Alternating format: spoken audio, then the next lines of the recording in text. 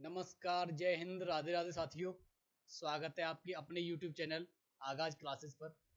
मैं रतन कृष्ण लवानिया फिर से आपके सामने हाजिर हूँ लेकर इतिहास की कड़ी में। आर ओ के GS बैच में इतिहास के क्लास में ये चौथी क्लास रहेगी हमारी। पहली दो क्लासों में पाषाण इतिहास के बारे में मैंने विस्तार से मोटा मोटा आपको बताया था। उसके बाद फिर पाषाण काल की क्लास हुई। फिर इससे पहली जो क्लास थी वो सिंधु सभ्यता की क्लास थी। और सिंधु सभ्यता में हम करते करते हम जैसे स्थलों का सर्वेक्षण में एक हड़प्पा हो गया था हमारा, जहाँ तक मुझे याद आ रहा है। तो हड़प्पा के बाद फिर आज स्टार्ट करते हैं नेक्स्ट।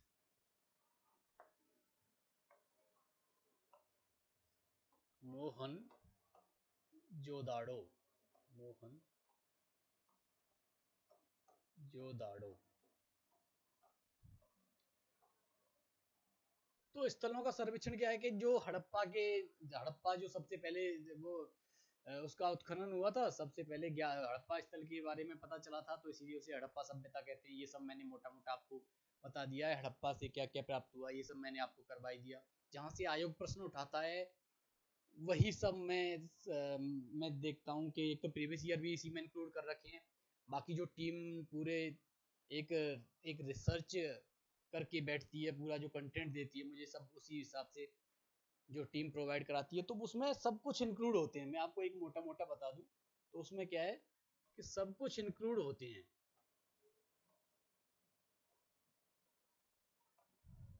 उसमें आपको प्रीवियस ईयर के क्वेश्चन भी होंगे और जो इम्पोर्टेंट है वो भी होगा।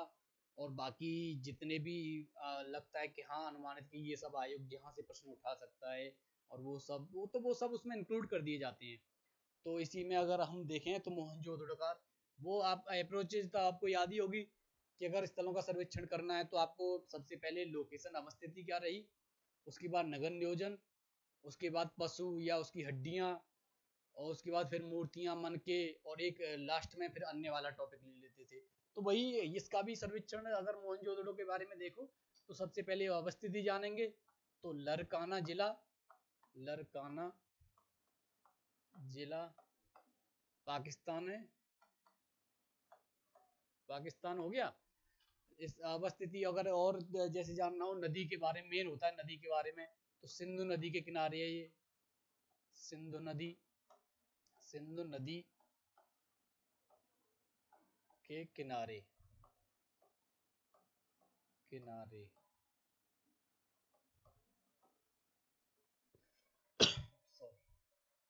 अब इससे आगे जैसे ही हम बढ़ते हैं तो मेन जो सबसे पहले जहां से आयोग ने ज्यादातर प्रश्न उठाया है वो दूसरा पॉइंट हम लिख सकते हैं कि इसे मृतकों का टीला भी कहा जाता है।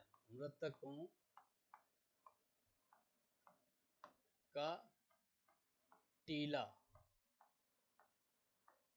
मृतकों का टीला भी कहा जाता है।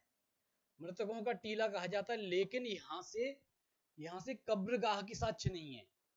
ये आपको ध्यान रखना पड़ेगा कि इसे मृतकों का टीला जरूर कहा जाता है लेकिन यहाँ से कब्रगाह की साक्ष्य नहीं है। तो कब्रगाह, कब्रगाह के साक्ष्य नहीं, साक्ष्य नहीं, ये आपको ध्यान रखना पड़ेगा कि मृतकों का टीला तो बोला जाता है लेकिन यहाँ से कोई कब्रगाह की साक्ष्य नहीं है। इसी के अगर दूसरा देखा जाए तो इसे स्तूपों का टीला भी बोला जाता है। मोहनजोदड़ो को स्तूपों का, स्तूपों का टीला। और स्तूपों का टीला क्यों बोला जाता है? क्योंकि यहाँ से एक कुषाण काल की, एक कुषाण काल का स्तूप प्राप्त हुआ है। तो ये भी आप लिख लो, कुषाण काल का, कुषाण काल का स्तूप मिला है यहाँ से, तो इसीलिए से स्तूपों का टीला कहा जाता है। और अगर आप देखोगे तो अगर इसके अब जो मोटा मोटा जहाँ से मुझे लग रहा था कि यहाँ से आयोग प्रश्न उठा सकता है, ये मैंने मेन मेन वो बता दिया। अब आते हैं नगर नियोजन पे, इसके मोहनजोदड़ो के नगर नियोजन पे। तो ये मैं थोड़ा साफ कर देता हूँ।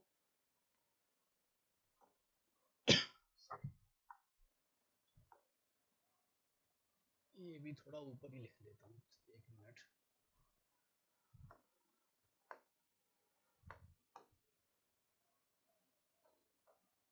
मोहन जोदड़ो,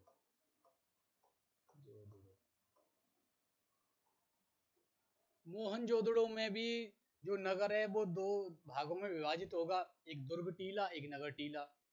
दुर्ग टीला दुर्गीकृत होगा, रक्षा प्राचीर से, जैसे हड़प्पा में था, रक्षा प्राचीर से घिरा हुआ होगा, और उत्तर और दक्षिण की तरफ प्रवेश द्वार होंगे।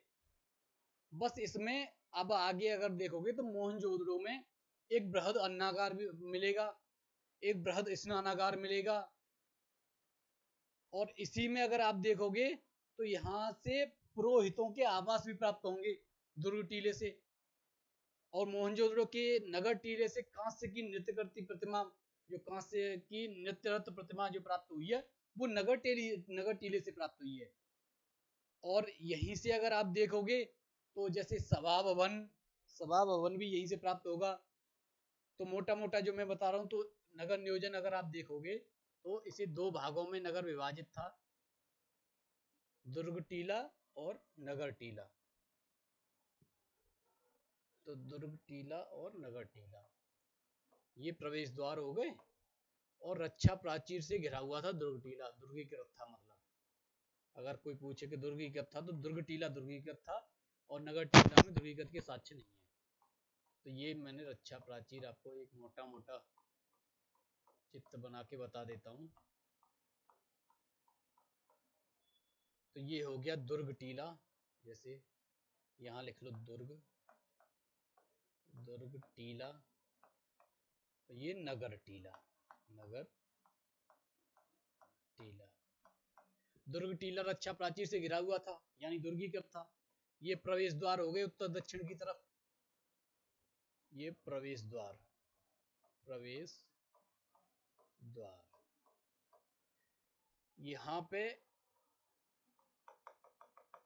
यहाँ पे आप लिख सकते हो कि बृहद स्नानागार, नहीं बृहद अन्नागार लिख लो, इधर स्नानागार उधर करवा देंगे, बृहद अन्नागार। एक सेकंड, बृहद अन्नागार प्राप्त हुआ यहाँ से।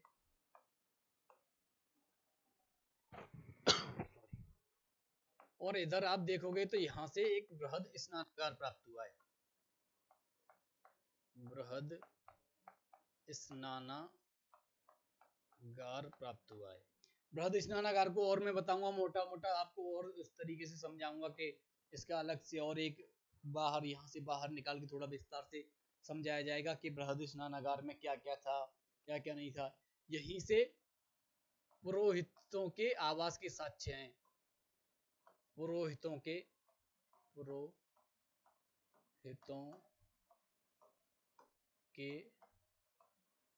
आवास के साक्ष्य,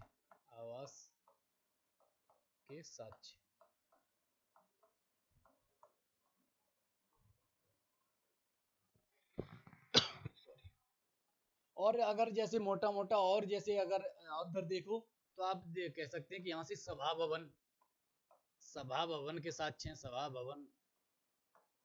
और जो सभा भवन था वो स्तंभों पर बना हुआ था, स्तंभों पर बना हुआ सभा भवन बना हुआ। तो जो मुख्य जो जहां से प्रश्न आयोग उठाता है, ये सब ये हो गए। और यहीं से अगर आप कह सकते हो कि नगर टीले से कांसे की नृत्य रथ प्रतिमा प्राप्त हुई है, नृत्य रथ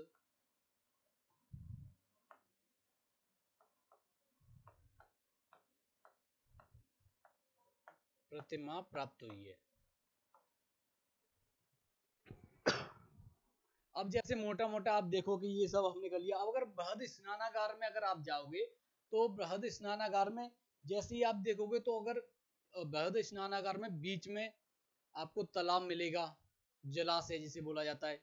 उसके दोनों साइड, उसमें तालाब में उतरने के लिए दोनों साइड ऊपर से नीचे की ओर सीढ़ियां बनी हुई थी, और उत्तर पूर्व की तरफ से पानी मतलब जल भरा जाता था उसमें, और वो दक्षिण पश्चिम की तरफ से उसका निकास था पानी का। जैसे गंदा पानी अगर हो गया तो स्नानागार का पानी निकालना है, दूसरा भरना है, तो उत्तर पूर्व से भरा जाता था, दक्षिण पश्चिम की तरफ से निकाला जाता था।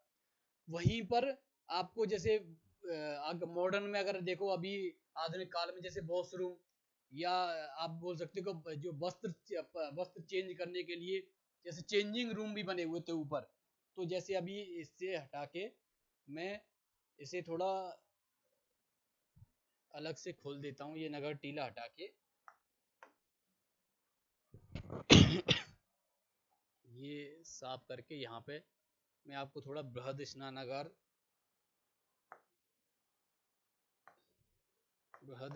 बता देता हूँ। इसे अगर हम जैसे खोलें तो ये हमारा कुछ ऐसा बृहद स्नानागार बनेगा। ये जल निकास हो गया और इधर से जल भरा जाता था। ये बीच में जलाशय हो गया।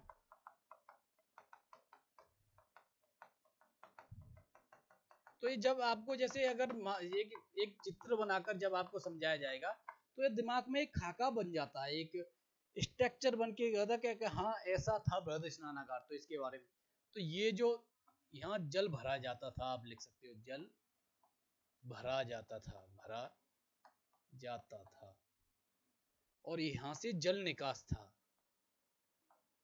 अब देख सकते हो, अब लिख सकते हो जल निकास ये हो गया। दोनों साइड यहाँ सीढ़ियां बनी हुई थी, उसमें उतरने के लिए, तालाब में उतरने के लिए दोनों साइड सीढ़ियां बनी हुई थी। और यहीं पे ऊपर मैं थोड़ा पेन चेंज करके बता देता हूं, यहीं पे यहाँ चेंजिंग रूम बने हुए थे पूरा। यहाँ पे ये चेंजिंग रूम थे। और बताते हैं कि सार्वजनिक स्नान या जैसे कोई पूजा पाठ वाला या कोई जैसे होता ना कि सार्वजनिक स्नान जो होता था, ये चेंजिंग रूम थी। चेंजिंग रूम से आगे ही सीढ़ियां थी जो तालाब में उतरने के लिए थी। और तालाब में उतरने के बाद जैसे ही आप जैसे निकलोगे तो यहाँ जो ऊपर तालाब तक पहुंचने के लिए, ऊपर की तरफ जाने के लिए यहाँ पे भी सीढ़ियां थी दोनों साइड। ये सीढ़ियां बनी हुई थी ऊपर जाने के लिए, बृहद स्नानागार से ऊपर जाने के लिए यहाँ सीढ़ियां बनी हुई थी। और जैसे ही आप आगे देखोगे तो यहाँ पे जैसे बृहद स्नानागार था, उसी के अनुसार जैसे तुम सीढ़ियां जो बनाई गई थी वो इस इतनी आधुनिकता, जैसे आधुनिकता तो नहीं बोल सकते, उस टाइम जो नगरीकरण इतना आप उच्च कोटि का नगरीकरण था कि वर्तमान आधुनिकता में भी वो नजर नहीं आता जो स्नानागार का स्ट्रक्चर। और इसी के लिए जो बृहद स्नानागार था उसे जॉन मार्शल ने एक आश्चर्य कहा था। ये जो बृहद स्नानागार था, ये लिख लो, ये प्रश्न पूछा गया है कि इसको जॉन मार्शल ने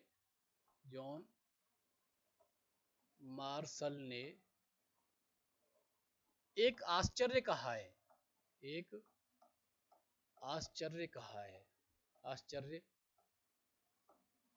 कहा है। तो ये प्रश्न कई बार पूछा गया है आयोग में। जैसे आयोग यहीं से ऐसे ही तो प्रश्न उठाता है, ये थोड़ी पूछ लेगा आपको कि कहां से ब्रदर स्नान। ये भी पूछा है शुरुआत में, लेकिन अब क्या है कि ये इतना आम हो गया ये प्रश्न, तो इतना नहीं पूछेगा। अब इसमें पूछ सकता है कि बृहद स्नानागार को एक आश्चर्य किसने कहा है, तो ये जॉन मार्शल ने कहा है। उसमें जैसे जैसे बताया कि दोनों साइड सीढ़ियां, जल निकास और ये सब था, तो ये सब पूछ सकता है। बाकी जैसे अगर यहाँ से अगर थोड़ा सा हम आगे बढ़े तो आप देख सकते हो कि बृहद स्नानागार के बाद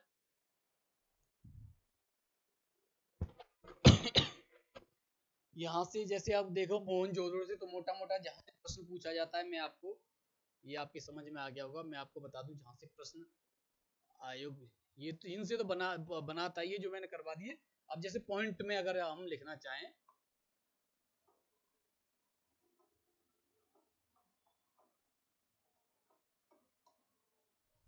तो पॉइंटों में अगर हम लिखना चाहें तो जैसे हम पॉइंट बना लेते हैं। तो आप लिख सकते हो कि पत्थर की योगी की मूर्ति, योगी की मूर्ति यहीं से प्राप्त हुई है। आप दूसरा पॉइंट लिख सकते हो कि यहीं से कांसे की नृत्यरत मूर्ति, ये तो अभी मैंने करवा ही दिया था, नगर टीले से मिली है कांसे की नृत्य रत मूर्ति मिली है। और इसी पे आप ध्यान करो कि पत्थर की नृत्य रत मूर्ति कहां से मिली है, मैंने कल करवाया था, हड़प्पा से मिली है। यही ऐसे ही प्रश्नों में आयोग फंसाता है। आयोग ऐसे ही जैसे अभी मैंने आपको बताया था कि कांसे की पूछ लिया, पत्थर की पूछ लिया, और एक वो मैंने आपको बताया था कि यहाँ पे भी फंसाएगा ठप्पा मार मोहरें, सर्वाधिक ठप्पा मार मोहरें तो हड़प्पा से प्राप्त हुई हैं। और कुल मतलब कुल मोहरों में अगर पूछा जाए कि कुल सर्वाधिक मोहरें कहाँ से प्राप्त हुई हैं, तो आपको लिखना पड़ेगा मोहनजोदाड़ो से। तो ऐसे ही है। और यहीं से आप लिख सकते हो कि आंशिक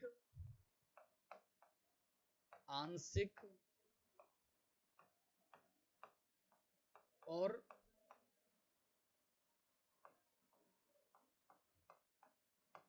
पूर्ण समाधान के साक्ष्य मिले हैं, पूर्ण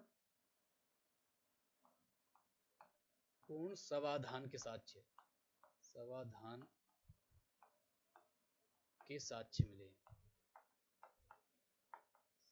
मिले, यहीं से आप जो मेन सबसे ज्यादा प्रश्न आयोग जो प्रश्न पूछता है, ये वाला कम से कम मुझे तो नहीं लग रहा कि अगर आयोग ने ज्यादा, कम से कम बता रहा हूँ, कम से कम 20 से 25 बार ये प्रश्न पूछ ही लिया होगा। तो ये वाला जो मैं बता रहा हूँ, तो आप लिख सकते हो ये कि जो पशुपति की मोहर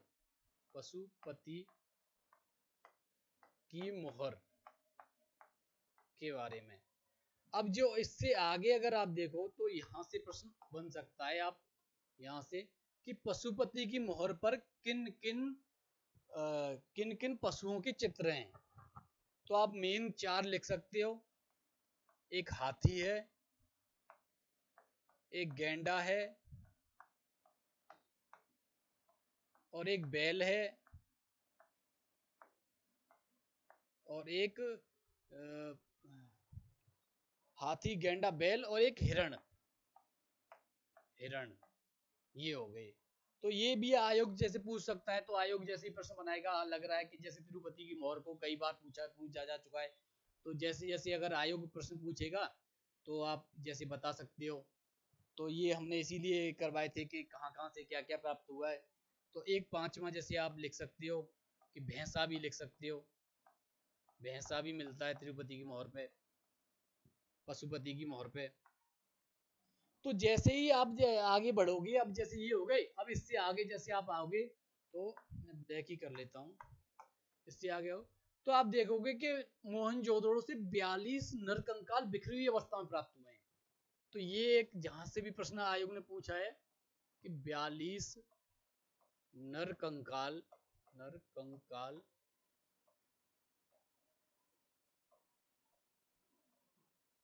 बिखरी हुई अवस्था में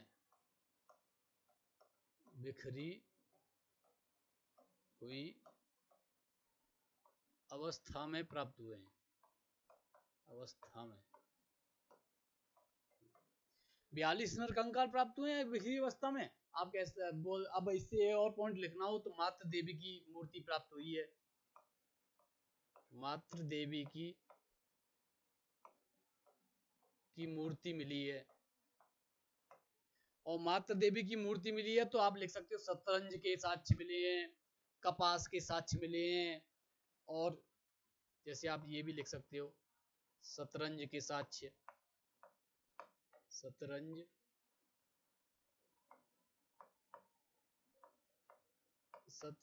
के साक्ष्य प्राप्त हुए हैं। आप लिख सकते हो कपास के साक्ष्य प्राप्त हुए हैं, कपास के साक्ष्य प्राप्त हुए हैं। तो मोटा मोटा ये जरूर के पत्थर की योगी की मूर्ति प्राप्त हुई है, कांसे की नृत्यरत मूर्ति में प्राप्त हुई है, आंशिक और पूर्ण समाधान के साक्ष्य हैं। पशुपति की जो मोहर है उस पे हाथी, गैंडा, बैल और भैंसा और हिरण के चित्र मिलते हैं। और यहाँ पे भी अगर जैसे और आप देखो तो जो भैंसा, हाथी, गैंडा, बैल, ये तो ऊपर की साइड पशुपति की मोहर पे बने हुए हैं और पैरों की तरफ 2 हिरण है। तो अगर पूछे कोई पर्टिकुलर के कितने हिरण, तो आप लिख सकते हो कि पैरों की तरफ 2 हिरण है। तो मोटा मोटा अगर तो आपको जैसे ही अंदर जैसे अगर और इसके अंदर जैसे होता है ना कि किसी को और इसके अंदर पूछना हो, तो मोटा मोटा वैसे तो प्रश्न यहीं से बनाए गए हैं। और कोई यह पूछे तो और भी है, जैसे अंदर अब मैंने अभी ये करवाया एक, जो अगर लास्ट में अगर मोहनजोदड़ो का जो जैसे अभी उस पर पूर्णतः प्रमाणिक तो नहीं है, लेकिन फिर भी बोला जाता है कि मोहनजोदड़ो का जो पतन मलेरिया से हुआ था। तो आप ये भी लिख सकते हो कि मलेरिया से पतन, मलेरिया से पतन, मोहनजोदड़ो शहर का मतलब मलेरिया से पतन लिख सकते हो पूरा। तो ये भी मोटा मोटा एक लिख सकते हो। और यही जैसे ही मोहनजोदड़ो से और जितने भी हैं प्रीवियस ईयर भी हमने इसमें इंक्लूड कर दिए हैं। और जितने भी मतलब जो हमें लग रहा है अनुमानित, जो हमें और हमारी टीम को लग रहा है कि ये प्रश्न आयोग पूछ सकता है, या जिन टॉपिकों से जहां जहां से प्रश्न आयोग उठाएगा वो सब हम करवाएंगे आपको। अब बेफिक्र रहना, ये जो बोर्ड पे जो करवा दिए वहां से मैं कह रहा हूं कि कोई नहीं ऐसे बोलता, 90% में ले रहा हूं कि यहाँ से, यहाँ के अलावा आयोग में मतलब प्रश्न नहीं उठाएगा कोई, यहाँ से अलग प्रश्न नहीं पूछेगा। ये जो जितना भी मैं इस बोर्ड पे करवा दूंगा उतना ही। बाकी अगर और एक्स्ट्रा आपको जानना हो तो हमारे टेलीग्राम चैनल पे आपको पीडीएफ मिल जाएगी, और वो भी पीडीएफ भी मैं पीपीटी भी बनवा रहा हूँ, और हैंड रिटन भी डालता हूँ मैं अलग से। जो लगता है ना मुझे कि पीपीटी में कुछ छूट गया, तो फिर मैं हैंड रिटन भी अपने जो होते हैं उनको मैं करवा देता हूँ। तो चलो अब आगे बढ़ते हैं, नेक्स्ट वो करते हैं। ये हो गया। तो नेक्स्ट जो स्थल है जिसका सर्वेक्षण के लिए, तो वो आप करते हैं चन्हूदड़ो, डालते हैं चन्हूदड़ो।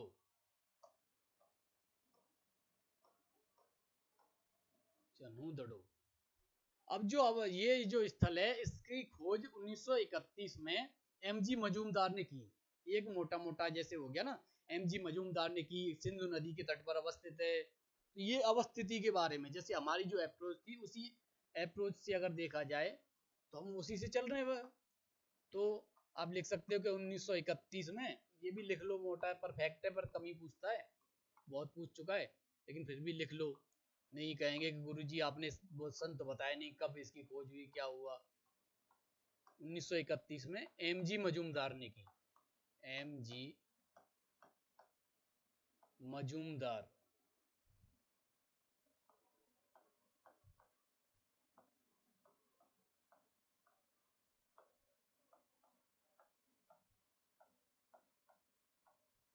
एमजी मजूमदार ने की। मोटा मोटा आप लिख सकते हो सिंधु नदी के किनारे अवस्थित है। सिंधु नदी के किनारे किनारे अवस्थित है। और सिंधु नदी के किनारे आप देखो तो एक जो मेन पॉइंट जो यहाँ जो आता है, हड़प्पा और मोहनजोदड़ो से जो परिवर्तन का अगर आप देखो तो उन स्थलों के बाद जो इसमें परिवर्तन नजर आता है वो ये आता है कि इसमें दुर्गीकृत के साक्ष्य नहीं है। लिख सकते हो आप दुर्गीकरण के साक्ष्य नहीं, करण के साक्ष्य नहीं, साक्ष्य नहीं। मेन जो सबसे ज्यादा जो वो होता है ना कि परिवर्तन किसमें हुआ, तो ये हो गया कि मेन के ये इसमें ध्रुवीकरण के साक्ष्य नहीं है। ये दुर्ग टीला अलग था, आप देख सकते हो। ये मोटा मोटा मैं आपको बता देता हूँ, थोड़ा सा यहाँ ऐसे करवा के, दुर्ग टीला और ये नगर टीला। दुर्ग टीला और नगर टीला, नगर टीला, नगर टीला। तो इनमें मतलब ध्रुवीकरण के साक्ष्य नहीं है, ध्रुवीकरण नहीं था। और इसके बाद जैसे अगर ध्रुवीकरण के साक्ष्य नहीं, मन के निर्माण के साक्ष्य मिलते हैं, वाट माप बनाने के साक्ष्य मिलते हैं, बाट माप बनाने के साक्ष्य मिलते हैं, बनाने के साक्ष्य। और बाट भी मतलब बाट माप जो बनाने के जो बाट माप निर्माण के जो साक्ष्य हैं वो 16 के अनुपात में मिले हैं। जो घनाकार होते थे, ये भी लिख सकते हो आप बाट माप पे कि बाट माप बनाने के जो साक्ष्य हैं वो घनाकार होते थे और 16 के अनुपात में होते थे, 16 के अनुपात में। अभी यहाँ से प्रश्न नहीं बनाया गया है, बस बाट माप तक ही बनाया गया है। ये मैंने और एक्स्ट्रा करवाया कि यहाँ से हो सकता है कि इस बार, क्योंकि अक्सर करके यहाँ से प्रश्न आयोग हर बार एक ने एक चनूदड़ों से उठाता ही है प्रश्न। तो हो सकता है बाट माप बनाने में घनाकार, अभी थोड़ा सा अंदर जाके और पूछ रहे तो घनाकार होते थे और 16 के अनुपात में होते थे, ये हो गया। और यहीं से आप लिख सकते हो कि यहाँ से लिपस्टिक, ये मैं साफ कर देता हूँ तो यहाँ पॉइंट बन जाएंगे। यहाँ से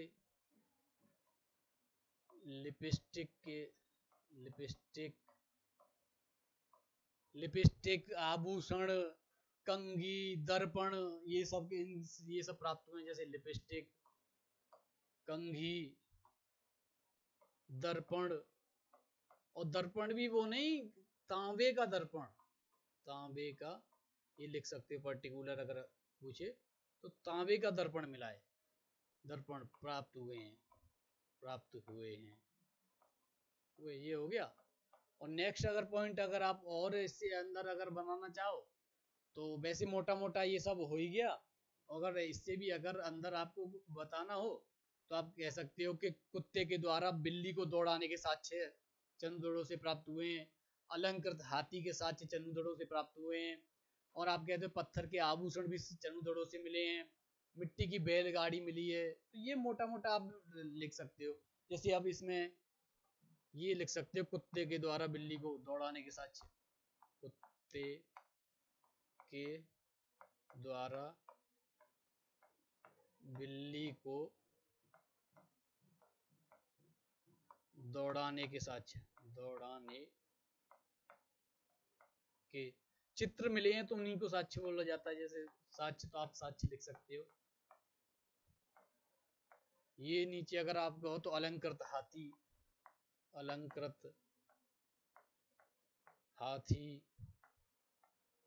के साक्ष्य। और अगर मोटा मोटा अगर आप लिखो, वैसे ज्यादा इंपॉर्टेंट तो है नहीं लेकिन फिर भी आप लिख सकते हो कि पत्थर के आभूषण, मिट्टी की बैलगाड़ी, ये भी लिख ही सकते हो आप, पत्थर के आभूषण, पत्थर के आभूषण प्राप्त हुए, और मिट्टी की बैलगाड़ी, ये भी लिख सकते हो। मिट्टी की, जब इसी को क्यों छोड़ रहे, जब सब लिख लिया तो मिट्टी की बैलगाड़ी। तो जहां जहां से मुझे और हमारी टीम को लग रहा था कि चरणों से प्रश्न पूछ सकता है, तो वो सब इम्पोर्टेंट हमने यहाँ करवा दिए। अब इससे आगे अगर आप जैसे करवाना चाहो, जैसे मोटा मोटा करवा दिया, और अगर आप जैसे भी अगर आप चाहो कि नहीं गुरुजी इससे आगे, और तो आप कितना भी कर लो, कहीं ना कहीं कुछ न कुछ ऐसे मिल ही जाते हैं। तो पर हमें क्या है, सेलेक्टिव पढ़ना है।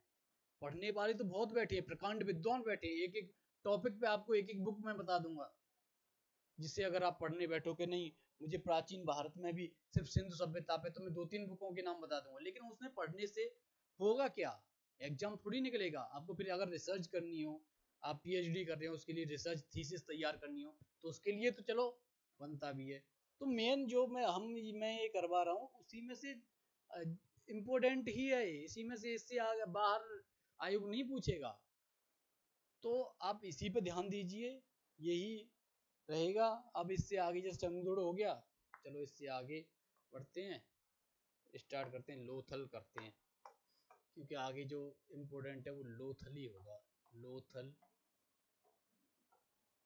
अब लोथल में अवस्थिति तो आपको पता ही होगी, ये तो इतना फेमस है, इसके बारे में तो ज्यादातर विद्यार्थियों को पता ही होता है कि लोथल गोदीबाड़ा था, गुजरात के अहमदाबाद जिले में है, भोगवा नदी के किनारे है, नगर और दुर्ग के विभाजन नहीं है। तो ऐसे मोटा मोटा आप वो करते हो, लेकिन और जैसे लोथल के ये तो हो गया मोटा मोटा बाहर बाहर का। अब मैं जो जैसे आगे अग्निवेदिकाएं मिलना, युग्म समाधान के साक्ष्य, और जो लोथल है उसे गुजराती में मृतकों का टीला कहा जाता है। इसका जो लोथल शब्द का जो गुजराती अर्थ है, गुजराती में जो अर्थ है वो उसे मृतकों का टीला बोला जाता है। तो ये भी इम्पोर्टेंट है। तो ये कुछ ऐसे मोटा मोटा तो अब जैसे करते हैं कि गुजरात के अहमदाबाद जिले में, गुजरात के गुजरात के अहमदाबाद जिले में, अहमदाबाद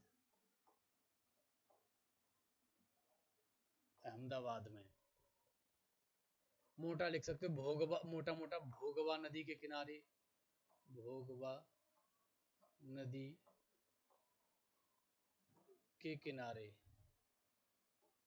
किनारे भोगवा ये एक स्थानीय नदी होगी, स्थानीय नदी है उसके किनारे है। अब इसके बाद और अगर आप लिखो तो इसे गुजराती में, गुजराती में मृतकों का टीला बोला जाता है, मृतकों का टीला बोला जाता है, बोला जाता है। ये यहाँ पे आयोग आपको फंसा सकता है, क्योंकि मोहनजोदड़ो को मृतकों का टीला बोला जाता है, लेकिन लोथल को गुजराती में मृतकों का टीला बोला जाता है। तो यहाँ से क्या है कि आप यहाँ पे आयोग फंसा सकता है। तो ये थोड़ा मैंने सीधे गोला करके मैं थोड़ा हाईलाइट कर देता हूँ पॉइंटों को। एक जो सबसे अगर पॉइंट देखा जाए तो लोथल में गोदीवाड़ा के साक्ष्य, गोदीवाड़ा, आप कहोगे गुरुजी गोदीवाड़ा क्या है? गोदीवाड़ा बोलते हैं बंदरगाह को। तो बंदरगाह के साक्ष्य, बंदरगाह के साक्ष्य। तो जब बंदरगाह था तो व्यापारिक नगर, व्यापारिक नगर भी होगा, व्यापारिक नगर, व्यापारिक नगर था लोथल। और इसका अगर आपको देखा जाए कि व्यापारिक नगर का प्रमाण क्या है, तो यहाँ से लोथल से फारस की मोहर प्राप्त हुई है। ये व्यापारिक नगर का मेन जो अगर आप सोचो कि प्रमाण, तो यहाँ से फारस की, फारस की, फारस की मोहर प्राप्त हुई है, मोहर प्राप्त हुई है, मोहर प्राप्त हुई है। तो ये हो गया मोटा मोटा कि गुजरात के अहमदाबाद नगर, अहमदाबाद में अहमदाबाद में भोगवा नदी के किनारे गुजराती में मृतकों का टीला बोला जाता है। यहाँ से गोदीवाड़ा बंदरगाह के साक्ष्य है, और जब गोदीवाड़ा बंदरगाह के साक्ष्य मिलेंगे तो व्यापारिक नगर होगा, और व्यापारिक नगर होगा, और व्यापारिक नगर का और जो मेन अगर प्रमाण देखा जाए तो आप कह सकते हो कि फारस की मोहरें प्राप्त हुई हैं। यहाँ से फारस की मोहर जो प्राप्त हुई है। और यहाँ जो ये एक साइड में आपको मैं बता दूं कि ये दुर्ग टीला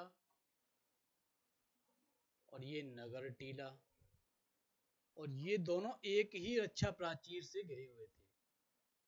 तो आप सीधे सीधे बोल सकते हो कि नगर और दुर्ग का विभाजन नहीं है यहाँ। तो ये पॉइंट एक और आप यहाँ डाल लो कि नगर और दुर्ग का विभाजन नहीं, नगर और दुर्ग का विभाजन नहीं, विभाजन नहीं। ये दुर्ग आप कहोगे क्या बना दिया, दुर्ग और नगर। तो यहाँ लोथल में दुर्ग और नगर को विभाजित नहीं किया गया है, यहाँ दुर्ग और नगर में विभाजन नहीं है। और अगर आप मोटा मोटा और लिखना चाहें तो अग्नि वेदिकाओं के साक्ष्य मिले हैं। तो ये मैं थोड़ा दुर्ग नगर आपकी समझ में आ गया होगा, तो ये मैं हटा देता हूँ दुर्ग नगर पूरा उसमें। ये पूरा और पॉइंट आगे मैं करवाता हूँ कि अग्नि वेदिकाओं के, अग्नि वेदिकाएं प्राप्त हुई हैं।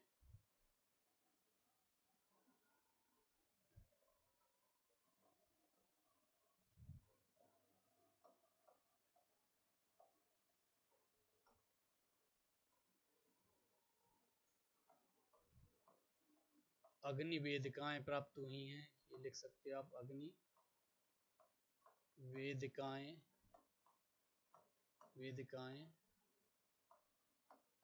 प्राप्त हुई हैं, प्राप्त हुई हैं, ये हो गया। और आगे आपको और मोटा मोटा आपको लिखना हो तो चालाक लोमड़ी और प्यासी कौओं की कहानी का अंकन किया गया है, तो किसी चित्र में ही होगा, तो ये भी आप लिख सकते हो, चालाक लोमड़ी, चालाक लोमड़ी और प्यासे कौए का, और प्यासे प्यासे कोए की कहानी का चित्रण, की कहानी का चित्रण। तो ये एक मोटा मोटा ये हो गया।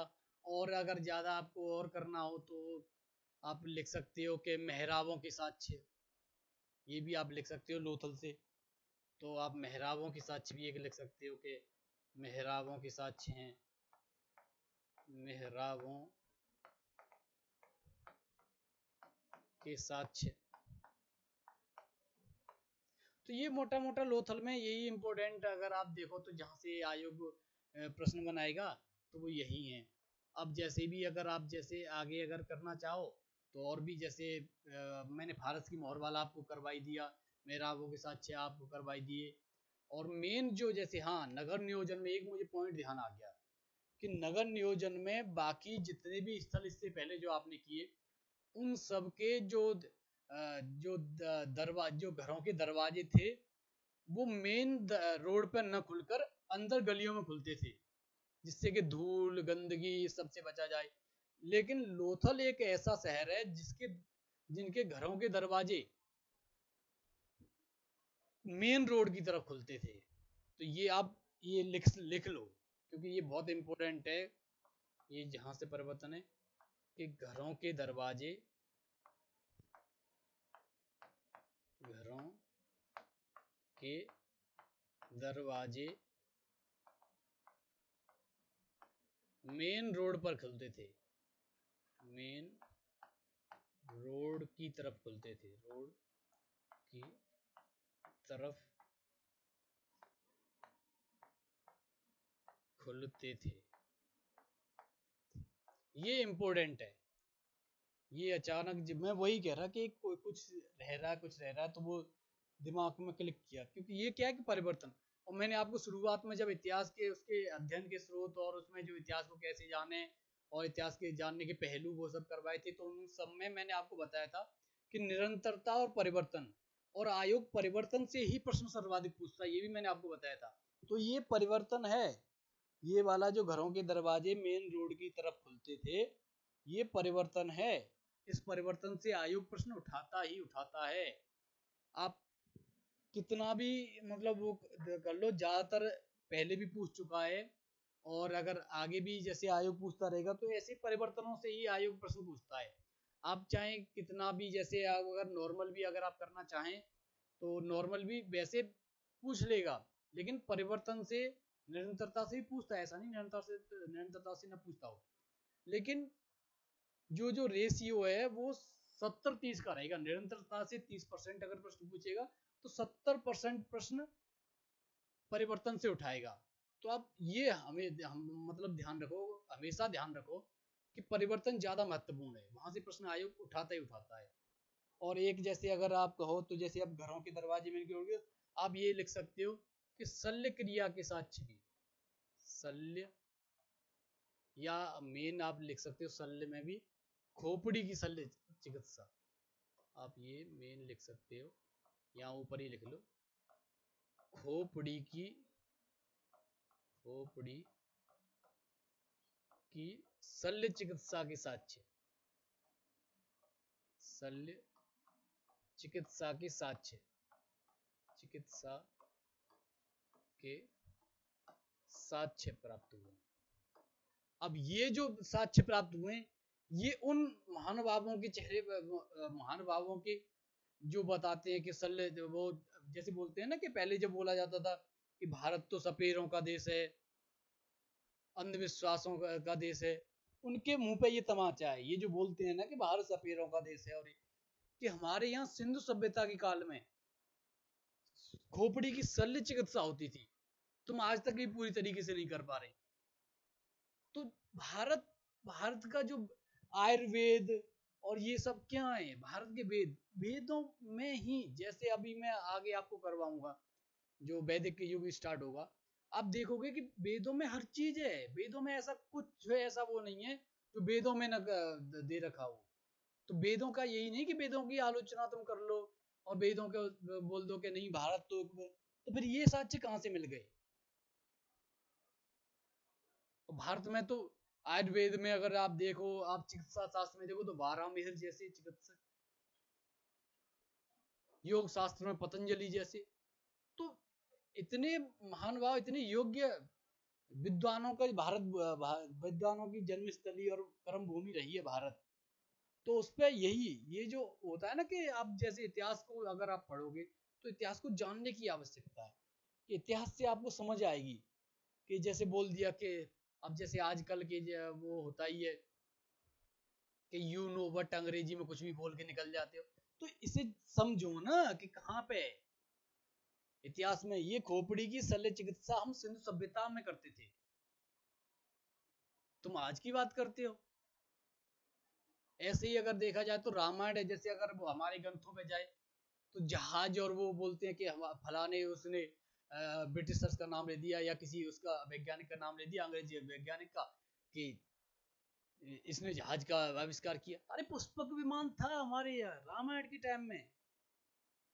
अगर आप विमान पुराण देखो तो उसमें आपको विस्तार से उसका कि क्या आगे की एंगल होना चाहिए, कितने की उसकी ये होनी चाहिए, किसकी पंखुड़ी ये होनी चाहिए, सब कुछ दे रखा है एक विमान पुराण करके, उसमें एक वो पर्टिकुलर दे रखा है। तो संस्कृति, यही जो मैं शुरुआत में मैंने आपको करवाया था कि इकोनॉमी में परिवर्तन आएगा, पॉलिटी में आ जाएगा। इकोनॉमी में जैसे तीव्रता से परिवर्तन आता है, पॉलिटी में आ जाएगा। लेकिन कल्चर और सोशल में बहुत ही निम्न उससे परिवर्तन आएगा। तो आप ये मेन जो आप देख सकते हो, तो ये जो खोपड़ी की शल्य चिकित्सा, अग्निवेदिका, ये सब कर ली। अब आगे आप लिख सकते हो कि गौरिल्ला के साक्ष्य भी प्राप्त हुए हैं, तो आप ये भी लिख सकते हो। वैसे इम्पोर्टेंट तो नहीं है, पर यही एक रह गया था तो इसे ही को क्यों छोड़े। तो आप लिख सकते हो गौरिल्ला के साक्ष्य, गौरिल्ला के साक्ष्य प्राप्त हुए हैं।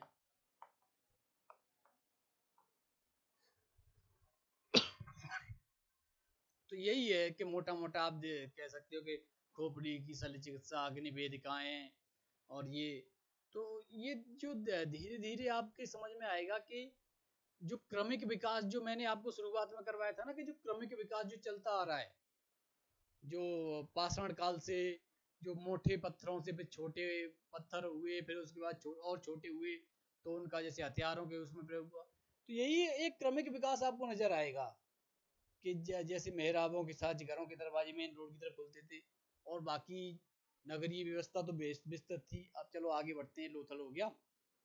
तो अब इससे आगे जैसे हम करें तो अब आते हैं कालीबंगा। कालीबंगा इंपॉर्टेंट है, इसको भी देख लेते हैं थोड़ा। कालीबंगा, यहाँ भी परिवर्तन के आपको परिवर्तन नजर आएगा। मेन जो है निरंतरता तो रहेगी रहेगी सॉरी, पर यहाँ भी परिवर्तन आपको नजर आएगा। यहाँ परिवर्तन ये होगा कि आपको दुर्ग और नगर टीला दोनों दुर्गीकृत मिलेंगे। कि नगर टीला भी रक्षा प्राचीर से घिरा हुआ होगा और दुर्ग टीला भी रक्षा प्राचीर से घिरा होगा। तो दुर्ग और नगर टीला दोनों दुर्गीकृत, ये आप देख सकते हैं यहाँ पे कि दुर्ग और नगर टीला दोनों दुर्गीकृत थे, दोनों दुर्गीकृत थे। और इससे अब यही यहाँ पे जो परिवर्तन आपको नजर आ रहा है कि दुर्ग और नगर टीला दोनों दुर्गीकृत थे। इससे पहले वाला अभी मैं लोथल में करवा रहा था कि वहां से और इसमें भी परिवर्तन है, क्योंकि वहां दोनों में ध्रुवीकरण के साक्ष्य नहीं है। और यहाँ जो कालीबंगा है कि इसमें दुर्ग और नगरटीला दोनों दुर्गीकृत थे, और जो मोहनजोदाड़ो और हड़प्पा मैंने करवाए थे उनमें सिर्फ दुर्गटीला दुर्गीकृत था। तो ये जो परिवर्तन है ना, आयोग यहीं से प्रश्न उठाता है कि, कि कौन सा परिवर्तन हो रहा है। तो जैसे निरंतरता से मैंने आपको फिर पहले अभी जस्ट अभी समझाया है कि निरंतरता से उठाता है वो अलग बात है। निरंतरता से अगर एक प्रश्न उठाएगा तो 9 प्रश्न परिवर्तन से उठाएगा आयोग, क्योंकि परिवर्तन से ही प्रश्न बनाता है जहां तक देखा जाए। तो आप लिख सकते हो, और कालीबंगा लिख सकते हो हनुमानगढ़ जिला राजस्थान से। अवस्थिति अगर जानो तो आप, हनुमानगढ़ जिला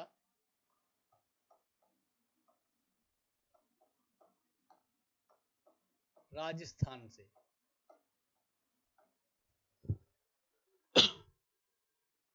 खोजकर्ता एक घोष लिख सकते हो। वैसे खोजकर्ता आज तक जैसे पूछता ही नहीं है तो पूछना वो नहीं है। अगर जैसे अगर मैं इनका अगर नगर नियोजन आपको बताऊं तो नगर नियोजन बड़ा आसान था कि एक तो दुर्ग और नगर टीला दोनों दुर्गीकृत थे, और ये प्रवेश द्वार तो वही उत्तर दक्षिण की तरफ वही सेम रहेगा। उत्तर दक्षिण की तरफ प्रवेश द्वार रक्षा प्राचीर से घिरे हुए थे।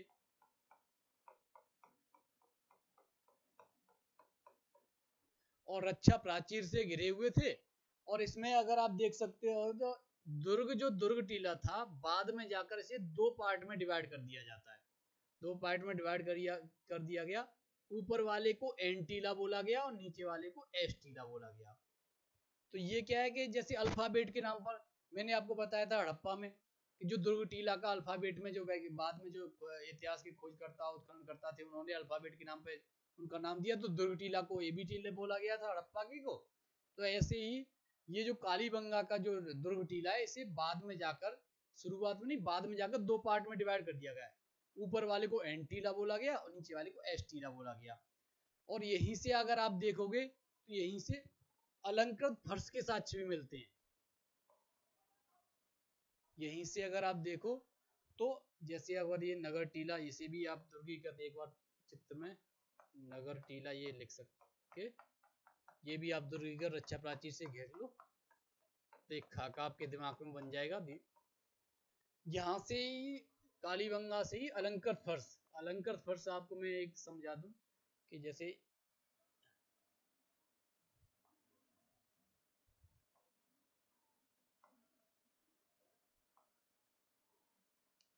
ये इस तरीके का एक अलंकृत फर्श के साक्ष्य मिले हैं। तो आप यहाँ से लिख सकते हो अलंकृत फर्श के साक्ष्य। तो यहीं से अलंकृत फर्श के साक्ष्य मिले हैं। और जैसे अगर आपको देखा जाए तो मोटा मोटा नगर टीला और दुर्ग टीला दुर्गीकृत थे। और जैसे ही आप नीचे जाओगे तो इनकी जैसे उनपे जो प्रमुख जहाँ से प्रश्न आयोग ने उठाए हैं, तो प्रीवियस ईयर में अगर आप देखोगे तो प्रीवियस ईयर में दो प्रश्न यहाँ से पूछे गए हैं। एक तो सार्वजनिक नाली के साक्ष्य नहीं है यहाँ, और दूसरा उसी नाली से ही दूसरा पूछा गया कि लकड़ी की नाली का प्रयोग किया गया है, तो लकड़ी के पाइप का प्रयोग नाली के रूप में किया गया है। तो ये भी परिवर्तन ही है, क्योंकि पहले एक व्यवस्थित नाली के साक्ष्य मिल रहे थे अब तक के स्थलों में, और कालीबंगा पे आकर यहाँ से लकड़ी की नाली के साक्ष्य मिले, तो परिवर्तन ही है। तो आयोग ने परिवर्तन से ही प्रश्न उठाया ना। हाँ, तो ऐसे ही अगर जैसे अगर हम इम्पोर्टेंट पॉइंटों में अगर देखें तो ये मैं थोड़ा साफ कर देता हूँ, आपको इम्पोर्टेंट पॉइंट करवा देता हूँ। सॉरी,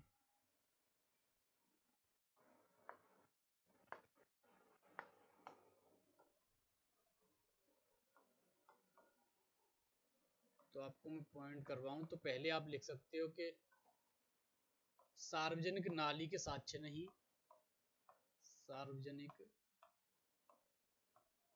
नाली के साक्ष्य नहीं, साक्ष्य नहीं। दूसरा लिख सकते हो आप लकड़ी के पाइप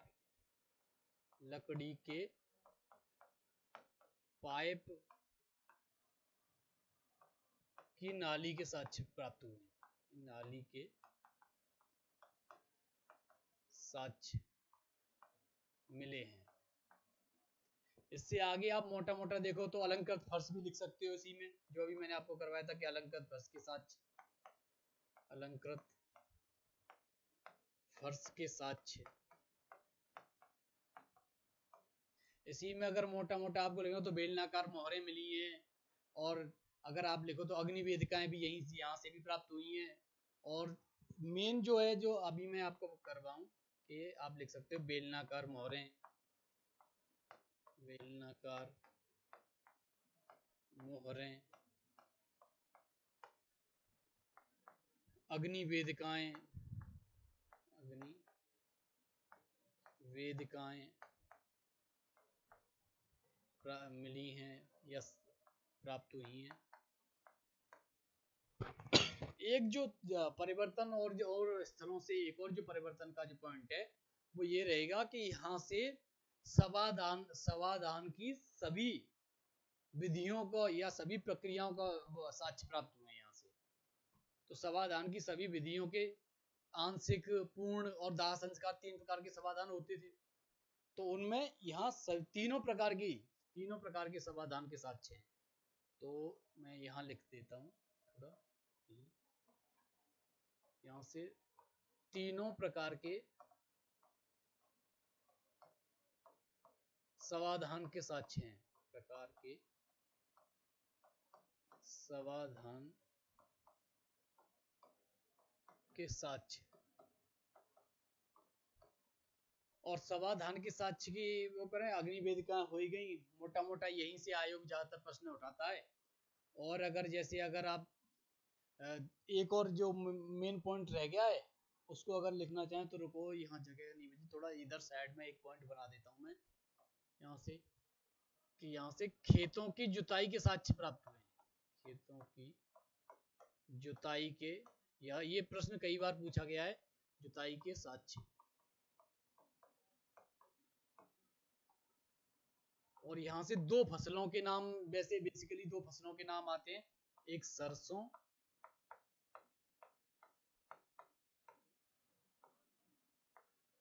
और एक चावल। यहीं से आप कह सकते हो कि सरसों, चावल, और एक जैसे फसल अगर आप और भी लिखना चाहो तो चना भी लिख सकते हो। वैसे बेसिकली 2 ही हैं। और अगर मोटा मोटा तो फिर गेहूं भी होने ही लगा था। तो ये लेकिन मेन अगर पूछा जाए तो आप लिख सकते हो कि सरसों और चना। चावल का भी अगर वो कर दो तो चावल भी, सरसों चना मेन जो 2 फसलों के साक्ष्य प्राप्त हुए वो मेन 2 ही है, चना और सरसों। बाकी तो गेहूं भी कुछ उसमें मिल जाता है, फिर अब तो सरसों भी, वो क्या बोलते हैं, जौ भी मिलने लगा है, कपास भी मिलने लगा है। तो मेन वही है। अब इससे आगे आप बढ़ते हैं तो कालीबंगा के बाद हमने क्या क्या कर लिया, हड़प्पा हो गया, मोहनजोदाड़ो हो गया, चनूदड़ो हो गया, कालीबंगा हो गया, लोथल हो गया। तो अब आते हैं धौलावीरा। हाँ, धौलावीरा इंपॉर्टेंट है, धौलावीरा करते हैं।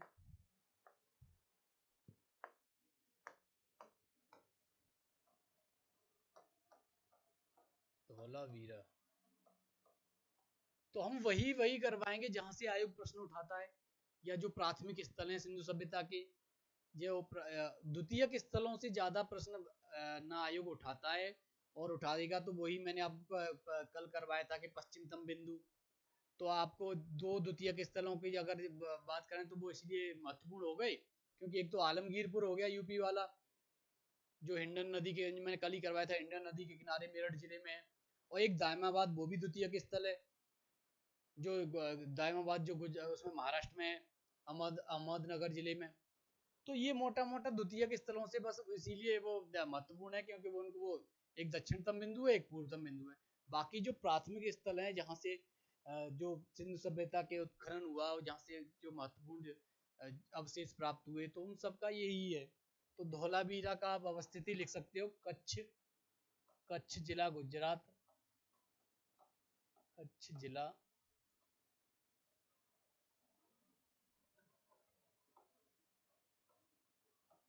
गुजरात।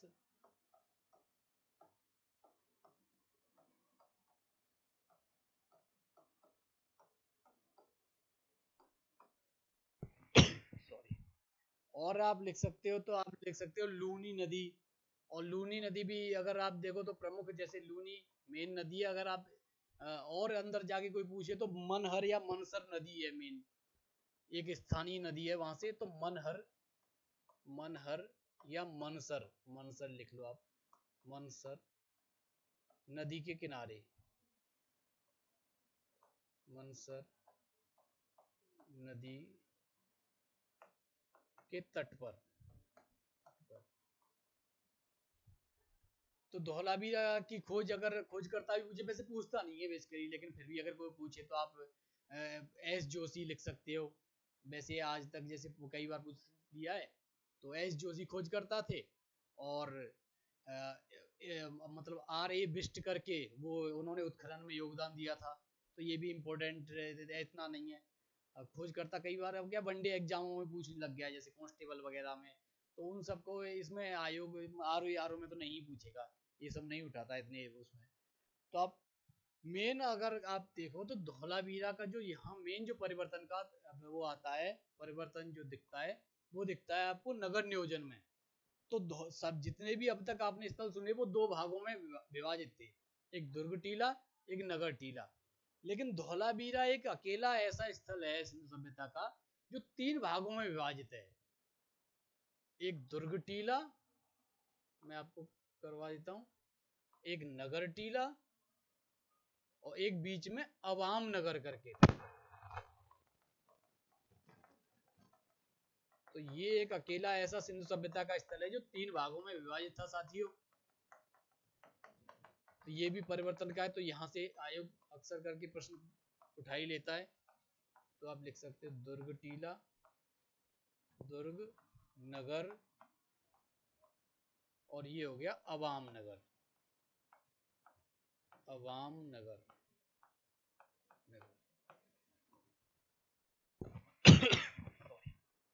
इसी अवाम नगर से 27 कृत्रिम जलाशयों के साक्ष्य प्राप्त हुए हैं। ये आप लिख लो, ये इंपॉर्टेंट है, यहाँ से प्रश्न उठाता है आयोग। यहाँ से 27 कृत्रिम जलाशय, कृत्रिम जलाशय, जलाशयों के साक्ष्य या जलाशयों की, हाँ जलाशयों की साक्ष्य प्राप्त हुए हैं।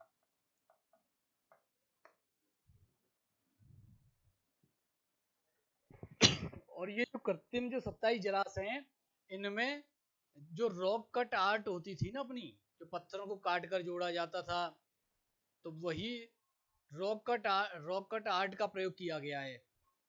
तो रॉक कट आर्ट का इसे प्राचीनतम साक्ष्य भी मान सकते हैं। तो आप लिख सकते हैं कि ये एक रॉक कट आर्ट, जो पत्थरों को काट के जो जोड़ा जाता था, रॉक, आप यहाँ पे लिख सकते हैं, एक बार यहाँ से ये मिटा के मैं थोड़ा इधर लिख दूँ, यहाँ लिख देता हूँ 27 कृत्रिम जलाशय, जलाशय, और यहाँ से रॉक कट आर्ट का प्रयोग, रॉक कट आर्ट का प्राचीनतम साक्ष्य बोल सकते हो आप इसे, क्योंकि प्राचीन सबसे पहले यही प्राचीनतम साक्ष्य, ये भी महत्वपूर्ण है। बाकी जैसे अवाम नगर का यही है कि तीन भागों में विभाजित था, और इसे रॉक कट आर्ट का एक प्राचीनतम साक्ष्य बोला जाता है। यहीं से एक धौलावीरा से आप लिख सकते हो कि यहीं से केवल एक स्टेडियम के साक्ष्य, स्टेडियम प्राप्त हुआ है। आप सीधे लिख सकते हो कि स्टेडियम साक्ष्य क्या, स्टेडियम मिला है, स्टेडियम प्राप्त हुआ है। और केवल अकेला ऐसा सैंधव स्थल है जहां से स्टेडियम की साक्ष्य प्राप्त हुई है या स्टेडियम प्राप्त हुआ है। यहीं से आप लिख सकते हो कि यहीं से साइन बोर्ड, एक साइन बोर्ड के भी साक्ष्य यहीं से प्राप्त हुए हैं, इससे धौलावीरा से। तो आप साइन बोर्ड भी लिख सकते हो, साइन बोर्ड, और साइन बोर्ड इंपॉर्टेंट है, ये महत्वपूर्ण है, ये ज़्यादातर पूछा गया है, एक दो बार तो पूछ लिया है आयोग ने, और भी प्रीवियस ईयर में भी आपको मिल जाएगा साइन बोर्ड के साक्ष्य कहाँ से प्राप्त हुए हैं। तो आप धौलावीरा लिख सकते हो कि धौलावीरा से साइन बोर्ड के साक्ष्य प्राप्त हुए हैं। तो मोटा मोटा साथियों के ये जो जहाँ से जो महत्वपूर्ण पॉइंट थे वो मैंने आपको करवा दिए। बाकी हम आगे बढ़ें तो आगे अभी एक स्थल और रह गया हमारा, सुरकोटदा। तो आज ही करोगे, लग रहा है कि कहीं ज़्यादा लंबी क्लास ना हो जाए, तो चलो आज की क्लास को हम यहीं विराम देते हैं।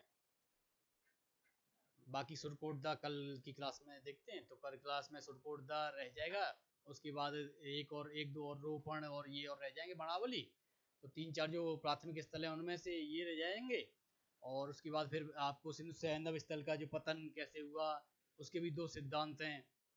एक आर्यों का आक्रमण है जिसे स्वीकारोक्ति नहीं मिलती, क्योंकि वो आर्य 1500 ईसा पूर्व में थे। और ये जो सिंधु सैंधव स्थलों का पतन है वो 1750 ईसा पूर्व में हो गया, तो उसे स्वीकारोक्ति नहीं। तो ऐसे ही मतलब पतन के दो हैं। और एक प्राकृतिक आपदा वाला है, तो उसे सर्वमान्य माना जाता है, वैसे सर्वसाधारण वही से मान्य माना जाता है। उसके बाद फिर वैदिक युग कल की क्लास में स्टार्ट करेंगे। तो साथियों, इसी के साथ इस क्लास को विराम करते हैं। जय हिंद, राधे राधे साथियों, मिलते हैं कल।